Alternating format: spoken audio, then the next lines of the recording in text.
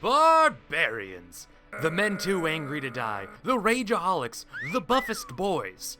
The warriors whose fury alone can shrug off mortal wounds and deal them to others. The ones that take rip and tear and make it a hobby. And the class that, mechanically speaking, hates surprises. Like actually, though.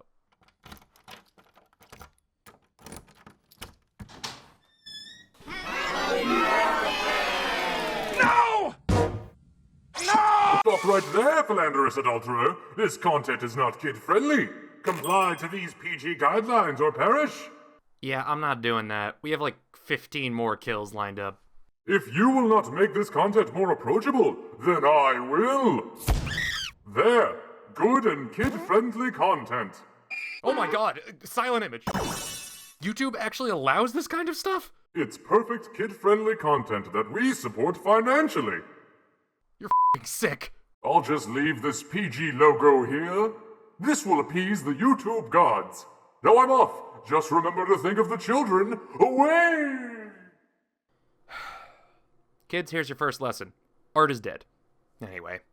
Not all buff boys are created equal, and it's my job to buff the buffness. That's right, we're balancing Barbarian. Base Barbarian is fantastic, and anyone who says otherwise deserves a swift death by.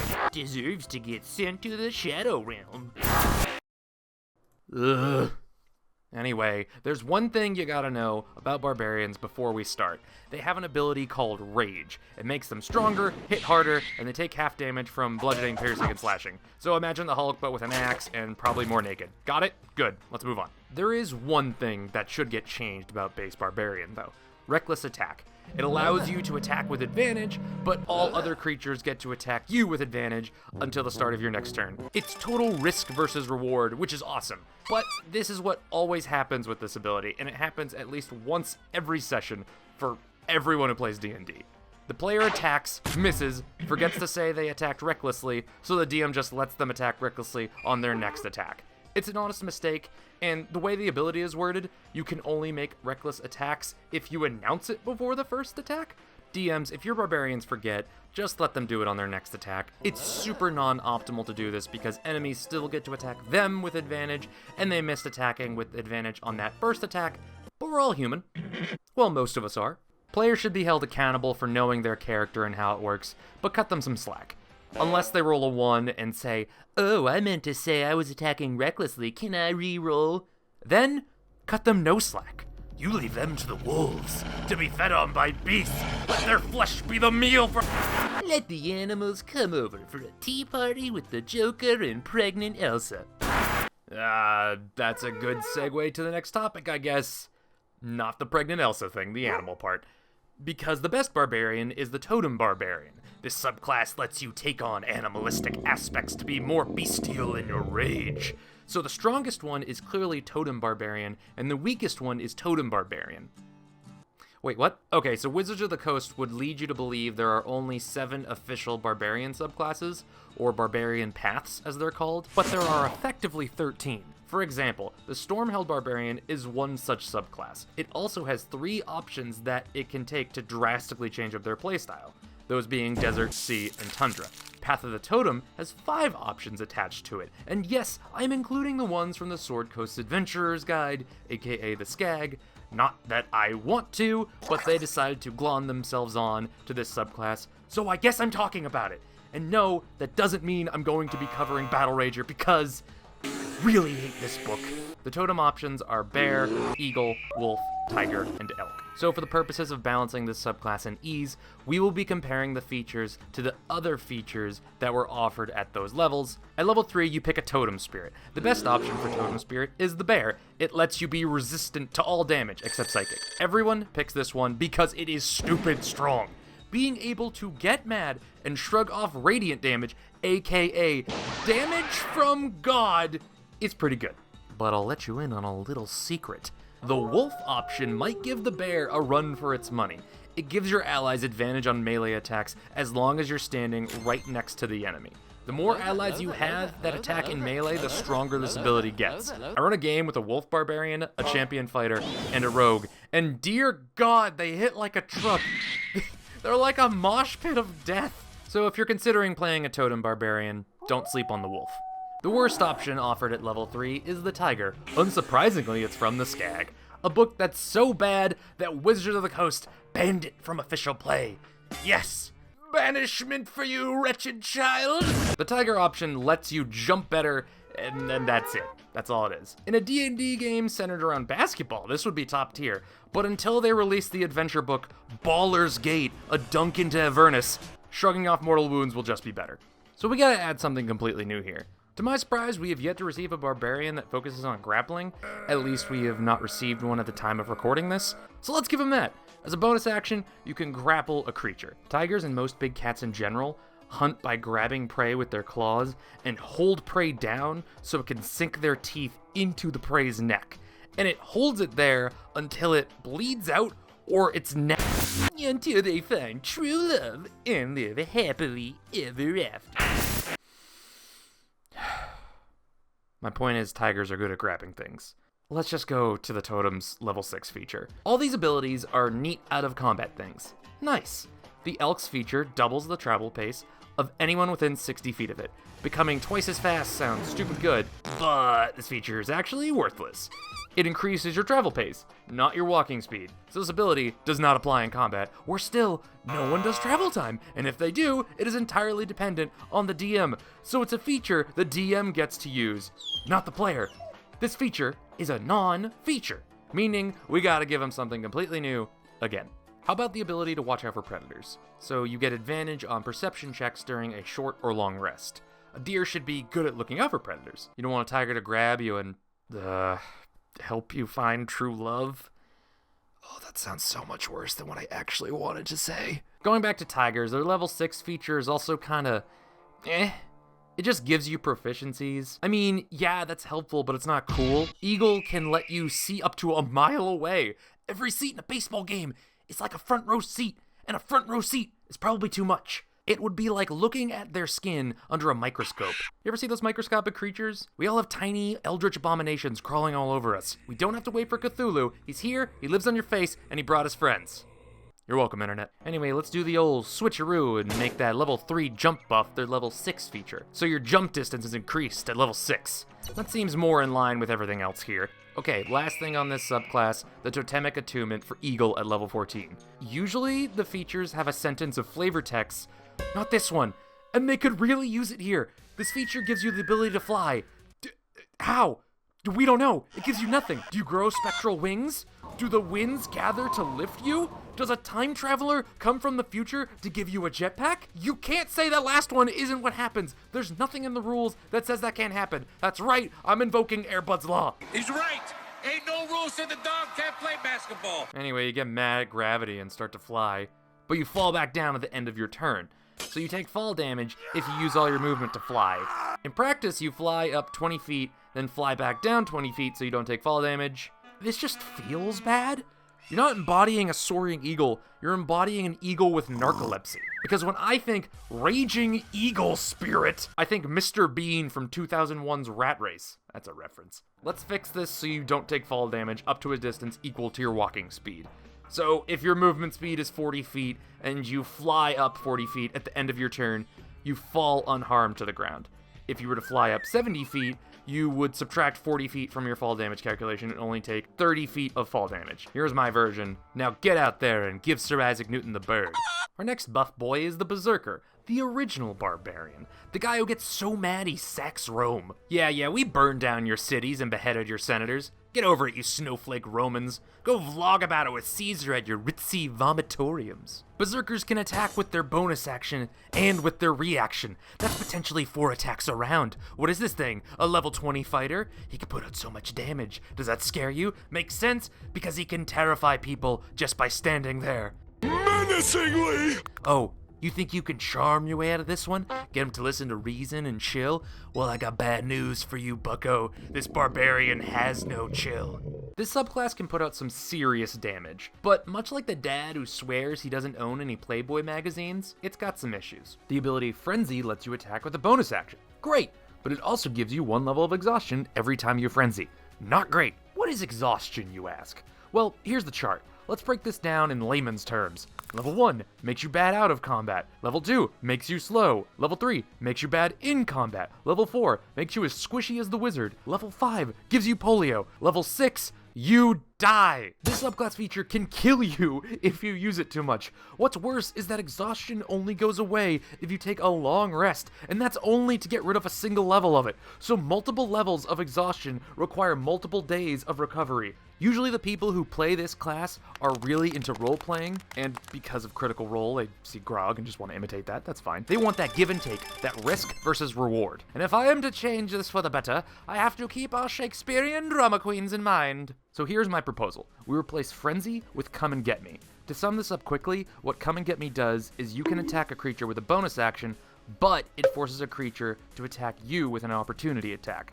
But most importantly, your attack is resolved before the attack of the creature. Meaning, if your attack puts the enemy to 0, that creature dies and does not get their attack off. And they can choose not to attack if they don't want to, but they have to pass a wisdom save to do that. You just look at the enemy and say, "Come and get me, you little bitch." I mean, how could they not attack you? You called them a bitch. You want roleplay opportunities? Well, I give you a smack-talking, foul-mouthed barbarian. How would you like to suck my balls? What did you say? I'm sorry. Actually, what I said was... How would you like to suck my balls? What's also good is it uses their reaction to attack you. It gives this Berserker reaction denial. Is your wizard being harassed by an orc? Just tell that dude he's a twiggy cuck so the wizard can run away. Rogue being cornered by a giant? Call that fat boy out for having titties on his back so the rogue can sneak away to safety. Is the bard trying to polymorph the evil wizard, but afraid he could get counterspelled? Then you tell that wizard he got homeschooled in wizardry and only passed because he boned the teacher. It's risky to take those extra hits, but with rage, reaction denial, a bonus action to attack, and possibly another attack from your retaliation feature giving you a reaction to attack, it makes it worth it. And it's better than slowly just making yourself a worse character with the original Frenzy ability. On to their level 10 feature, Intimidating Presence. It lets you frighten people for one turn as an action, and you can use this an unlimited amount of times. I imagine you scare them by shooting a menacing glare their way, or by showing them some quote-unquote family-friendly content. This is nearly perfect, but the saving throw DC uses your charisma, which stinks because barbarians can't really put points into charisma because their features require them to have high strength, dexterity, and constitution. They have to be kind of min-maxy, which isn't inherently a bad thing. Don't let anyone tell you otherwise. So to fix this, let's have the DC use strength instead of charisma. To be fair, intimidation should use strength instead of charisma in most cases. The bouncers outside bars are pretty intimidating, and I'm pretty sure they're not like bards that can write poems on the fly. I have never once in my life been assaulted by someone who was aggressively quoting Shakespeare at me. Anyway, yeah, the DC should use strength instead of charisma. Besides, the new D&D source books are doing stuff like this anyway, so it's fine. With these changes on your Berserker, you can be the madman you always wanted to be. So get out there and start scaring and smack-talking. Path of the Beast is up next. Similar in theme to Totem, but instead of calling upon a spirit animal to empower you, this one is all about transforming into a beast, like a werewolf or were-stegosaurus. The first feature is Form of the Beast. It lets you grow biting jaws, slashing claws, or a lashing tail, but you can only have one of them active at a time. The first one we need to buff is Jaws. When you bite someone, you heal up to your proficiency bonus. Sounds pretty cool. But you can only heal if you're below half health. And you can only do it once per turn. And it only deals 1d8 damage. Okay, come on. This is wildly underpowered. And this one I can mathematically prove is weaker. Look, Storm Herald Barbarian can heal for the same amount as a bonus action and can heal others around him as well. How can the Beast Barbarian only heal when he's closer to death? Does he just spit out the chunk he tore out when he's above half HP? Listen here, Sally. Spitters are quitters and you swallow every time. Bone Wizard approves this message. This is an easy fix. Just change it so you can heal even when you're above half HP. With this change, you can be the best cannibal you can be. Next is the tail, which gives you the ability to boost your AC as a reaction. It's very good. The damage it puts out is not. It's just worse than a halberd, and that's super lame. People choose this subclass to use the animal weapons. It should be on par with a normal weapon.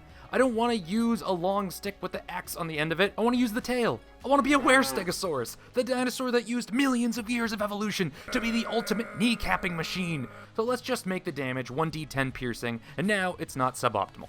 Hooray! Last one is claws, and those are good, so let's move on. On to level 6. Level 6 is great, and I wouldn't change anything about it, but let me ask you something. When you think werewolf, what do you think? Do you think how they are naturally gifted swimmers and can breathe underwater? No?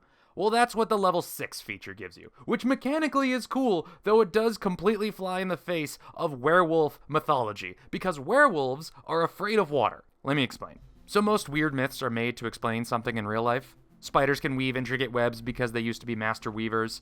The sun moves across the sky because Apollo drags it behind his flying chariot. Werewolves have a lot of origins, but one of the most common ones is that people with rabies were thought to be werewolves. It all starts when you get bit by a rabid animal. You start to become more feral and foam at the mouth, almost like you're becoming an animal. Sound familiar? In the past, people noticed these infected individuals had a violent and fearful reaction to the sight of water. So people back then thought, oh, okay, rabies victims or werewolves are afraid of water, which isn't wrong, but it's not accurate.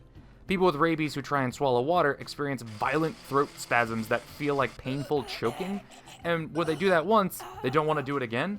So that's why they are afraid of water. Anyway, my point is giving the werewolf subclass the ability to thrive underwater is silly, but mechanically it's fine, so we won't change it.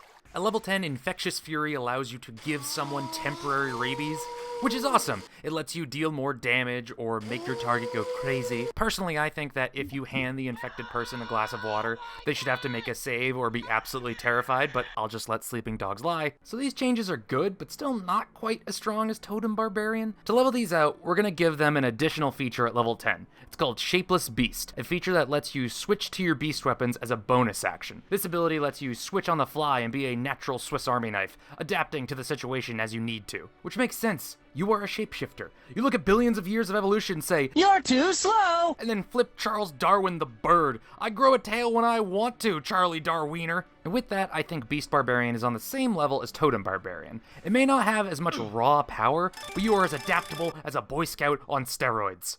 Our next barbarian is Ancestral Guardian, the barbarian whose sheer rage calls upon his ancestors to protect him in battle. Basically, when you get mad, you summon the ghost of your uncle as a human shield to get stabbed and getting real sick of this. When you get mad, you summon the ghost of your uncle as a human shield to get knife fondled? Okay, knife fondling is fine. So this is one of those subclasses that is so close to being on the same level as Totem Barbarian, so we're gonna give it a little buff. We're going to give this subclass a new feature called Ghostbuster. At level 10, you can see on the ethereal plane and can see invisible creatures while raging. You can also attack and damage creatures on the ethereal plane normally.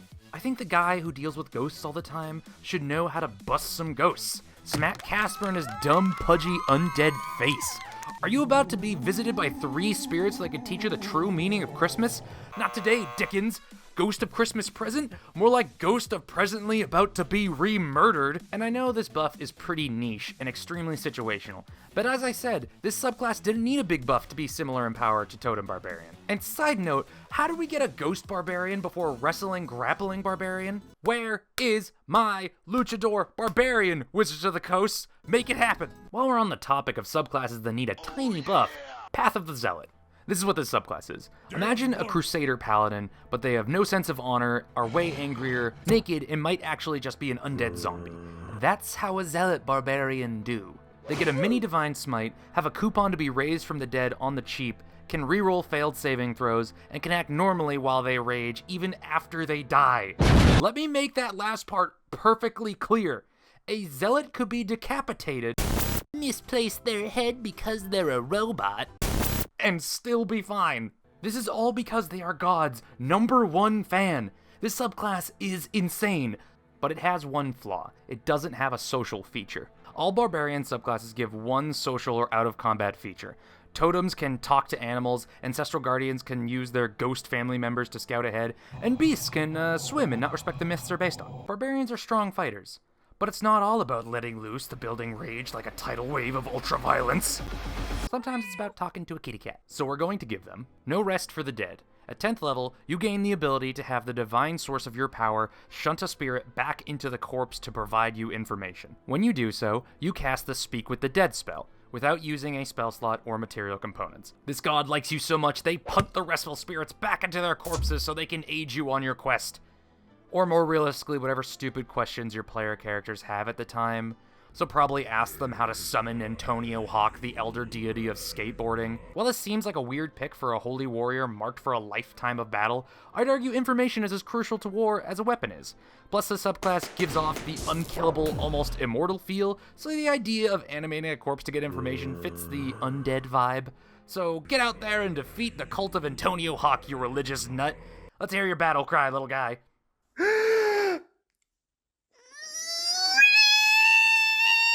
Oh, alright, okay, that's enough of that. Next is the Storm Herald Barbarian. You know those personal rain clouds that float over Eeyore when he's sad? Well, what if they appeared above him when he was in a bloodthirsty rage and he weaponized it? That's the path of the Storm Herald. Storm Barbarian allows you to emulate a biome's weather, channel it in your rage, and create magical auras.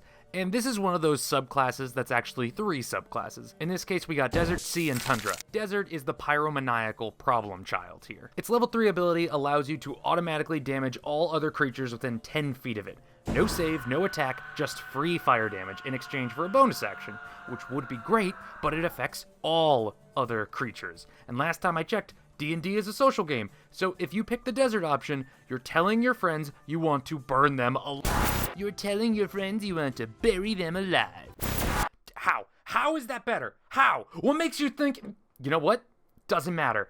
If you want to be a Desert Storm Barbarian and not dick over your teammates, you have to be the only melee build in the party. Does your friend want to be a fighter? Well, I hope they're okay with making a trip to the burn clinic after every fight. I'm in danger! I'm all for risk versus reward mechanics, but not at the cost of angering my friends. I'm here to have fun, not to literally and metaphorically burn bridges.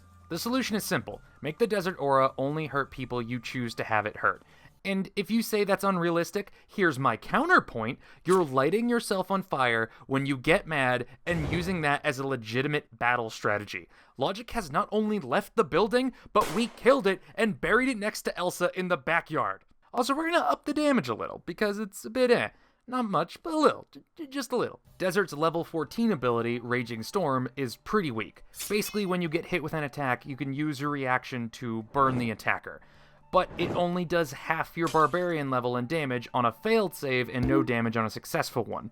Let's compare this to Berserker's level 14 ability, Retaliation. Retaliation allows the Barbarian to use their reaction to attack something that hits them. On average, that attack deals 14 points of damage. And I am not even counting what crazy magic weapons you could be using at that level. So at level 14, Desert Barbarian is putting out 7 points of damage. That's half Berserker's damage output. This is less of a raging, stormy inferno and more of a poke from a lit matchstick. The solution to this is easy. We make the damage equal your Barbarian level, not half your Barbarian level, and on a successful save, the attacking creature takes half damage. Fighting a man who is on fire should be scary. I assume. I have never fought a man on fire before. Maybe it's a very relaxing experience. Who's to say? Please leave a comment down below if you have ever fought a man while he was on fire. I genuinely want to know what your experience was like. Anyway, so is this subclass on par with Totem yet? No. It's not that its total abilities are bad, it's just Totem is so darn strong. Now, I could be boring and just give all the abilities a damage boost, but I have a more thematic and simple approach. A storm's power is directly tied to its size, so let's do that. Every time your storm aura gets a damage increase, its reach also extends by 5 feet. This increased range has so many benefits to it. Desert Barbarian can hit more people with its fire, Sea can hit an enemy with lightning from further away, Tundra can be in the front line and still give temp HP to the squishier ranged characters. Also, the Shielding Storm feature it gets at level 10, an ability that gives your allies a damage type resistance, has more range and protects even more of your friends. So, is this subclass as good as Totem now? Yes, I think it is. These changes make the Storm Herald go from the inconvenient weather it was to the hurricane it was always meant to be. Last up is the Path of the Wild Magic Barbarian. It's one I think is very fun, and why are you so short? Wizards of the Coast didn't give me any scaling. Oh dear lord, they screwed up your abilities so hard. Alright buddy, you're in good hands. There is no one more capable of fixing you than myself. Okay, so wild magic. What is it? You might think nature magic like a druid, but that's not the case. Wild magic is unstable magic. It's random, it's unpredictable. In a word, It is chaos. So a subclass that channels that idea is so cool, I love it. At level 3 you get Wild Surge. When you rage, you roll on this table and get one of the 8 effects. These effects can steal HP from people, summon exploding pixies, turn your great axe into a boomerang. Bolstering magic lets you refuel someone's spell slot or increases someone's chance of hitting an attack. You're like a bar tab full of magic juice. You're the one giving out free drinks, free magical drinks. Unstable Backlash lets you re-roll on a table when you get hit or fail a saving throw and immediately produce the effect, adding to the insanity of the battlefield. Imagine punching a dude in the face and then a pixie just appears and kamikazes you. Spartans! Ready your breakfast and eat hearty. But tonight, we dine in hell!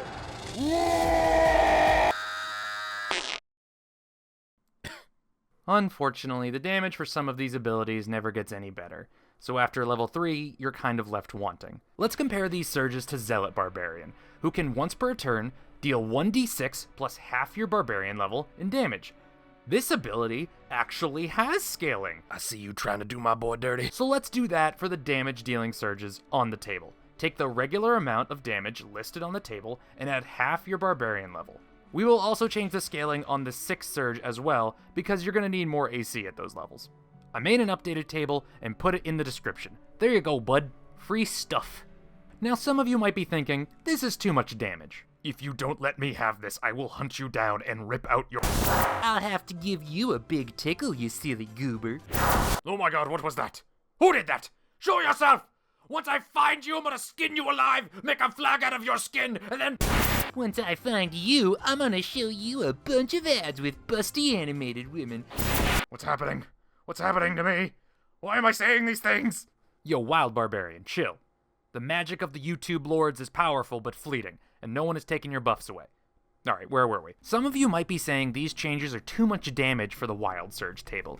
It has the same amount of damage as the Zealot Barbarian, with secondary effects like being able to blind creatures or do AoE damage. However, you don't get to pick which effect you use. It's all random after all, so that increased damage output isn't guaranteed. You could roll a 1, which is the worst effect, because it only deals damage once, unlike the other effects. Like, winning the lottery can give you millions of dollars so you don't have to work for the rest of your life, but it's not guaranteed. So don't tell children scratch ticket enthusiast is a legitimate career path. So the damage buff is needed, and the amount I suggested should work.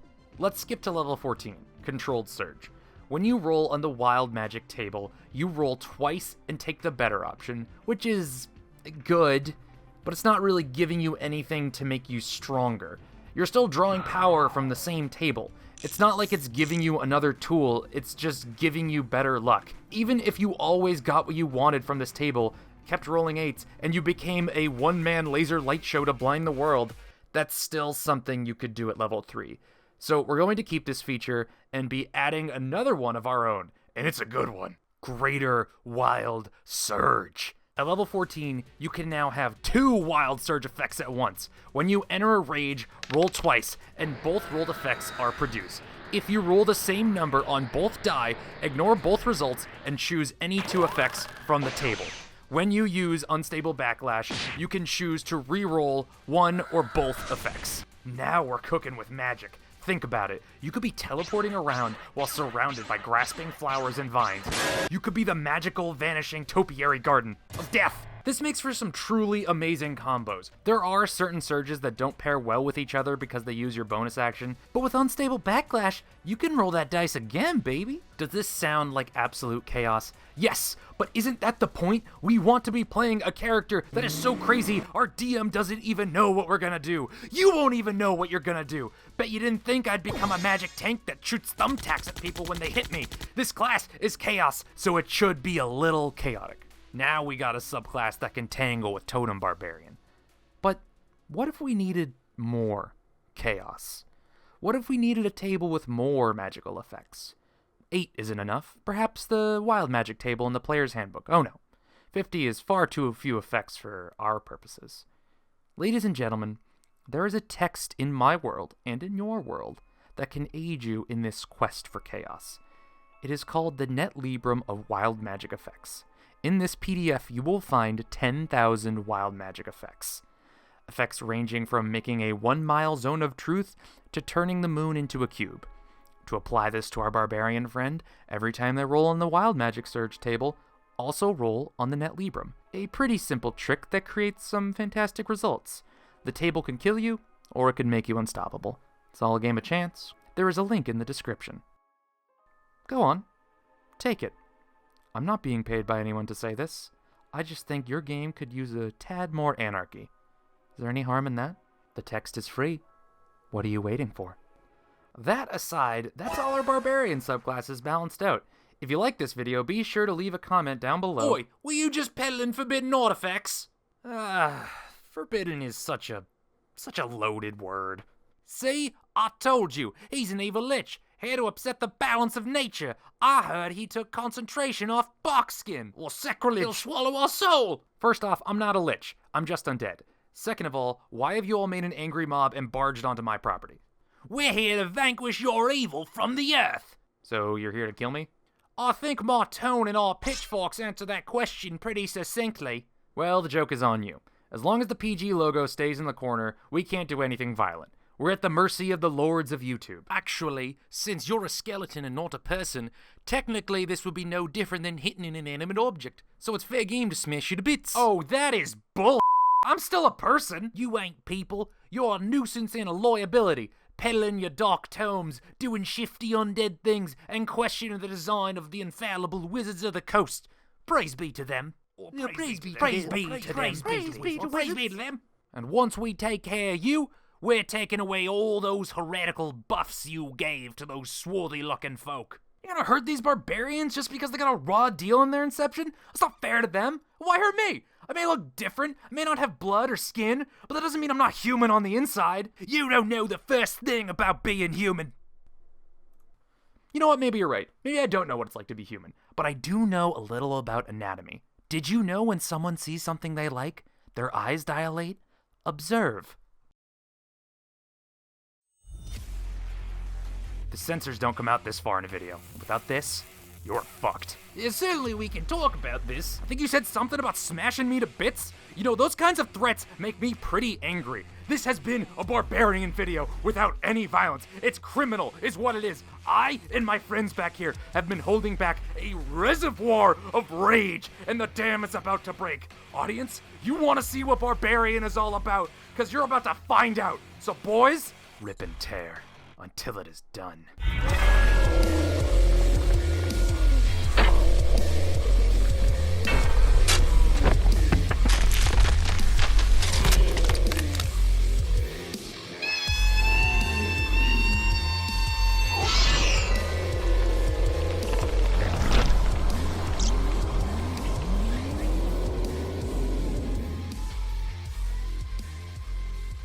Don't give me that look.